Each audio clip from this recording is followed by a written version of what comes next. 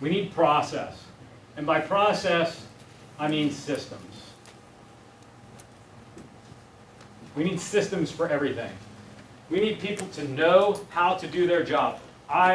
Some stuff I kind of make up on my own. Some stuff is taken from others from over my career, and I think I've heard just about everyone speak. But this chair, if an employee is going to sit in this chair, if I'm hiring an employee and this is their desk right there, bam! Kate, you're sitting. That's your desk. There is an ROI attached to this chair. There is not just a job. Kate is not just my receptionist. What does she do? She answers the phones. She lets people in the front door. She clicks the buzzer. She receives the, there is an ROI. And if there's not an ROI attached to this job, then you have a terrible, terrible process and system. So we have to define, when we hire folks, we ought to think about what that ROI should be from a business perspective, and then we have to develop what that job entails for every single job in your company, what their daily task level activities are that produce the ROI that we want as a company for that position, right? In other words, when you think about it like strategically, no one would say, oh, I'm gonna do this marketing campaign. How much does it cost? It costs $10,000. Is it Namyo? Namyo. Oh my God, I'm good. Except for Shetland. I gotta screw that up. Namyo. So you wouldn't spend $10,000 for a marketing thing, a marketing initiative, right? That they said, it's probably not going to produce anything. When we spend our marketing dollars, we're very good at establishing an ROI. We go, well, if we're going to spend X amount of dollars on marketing, it needs to produce 7X, 8X, 10X, 15X. But like most people never get, they hate employees, they hate making payroll, right? And they hate all that stuff because they don't have good systems. Their employees aren't managed. They're not good at holding them accountable. The employees don't know their jobs. I talked to a gal one time, and she was like a legal assistant for a law firm, and the managing partner was telling me all this stuff that he had wanted her to do. So I said, well, I told him it's probably your fault, Mark. That she's not doing those things. She says, no, no, no. I've told her hundreds of times what she must do.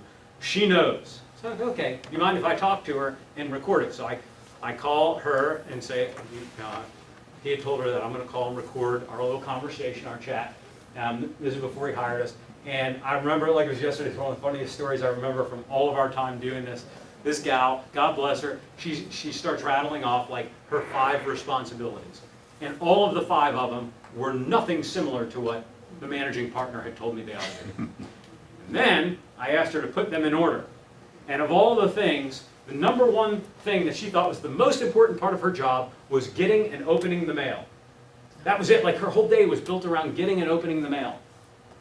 And then filing the mail and scanning the mail. Like, that's a terrible system, right? We need the employee to understand both the ROI that's expected of them, the specific duties they're required to do to meet that ROI, right? How to prioritize those duties. In other words, if something gets missed because we're super busy and all this stuff, right? Should I just be like opening mail? Is that, or can the mail get missed? Right?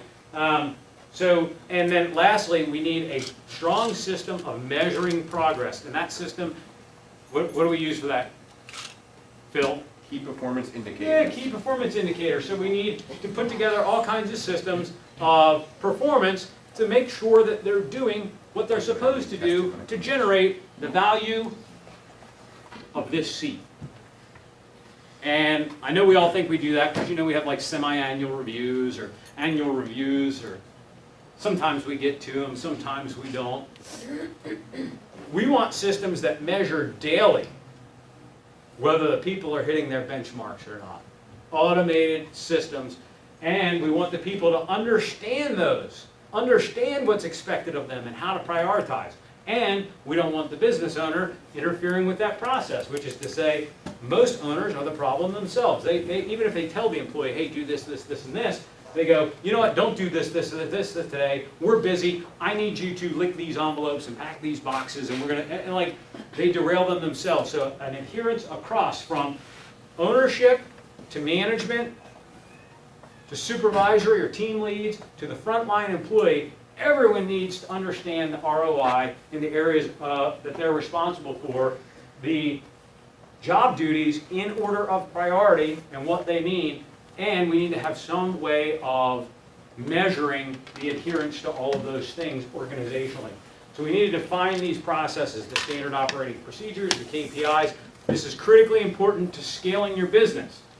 Now, what I'm saying here is we have plenty of clients that never want to scale their business, and that's okay. That's totally okay. You can live a very good life building a $1.5 to $3 million firm and running it like, you know, everyone's part of the family forever. But let's not delude ourselves that that's scaling our business. It is not. It's okay.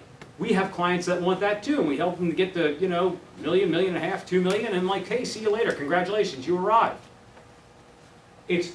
Remember when we talked about vision, right, and purpose? What's your purpose? Maybe your firm's everything you want it to be today. But if you're trying to create this business and impact the lives of hundreds or thousands of people by employing them, by serving them,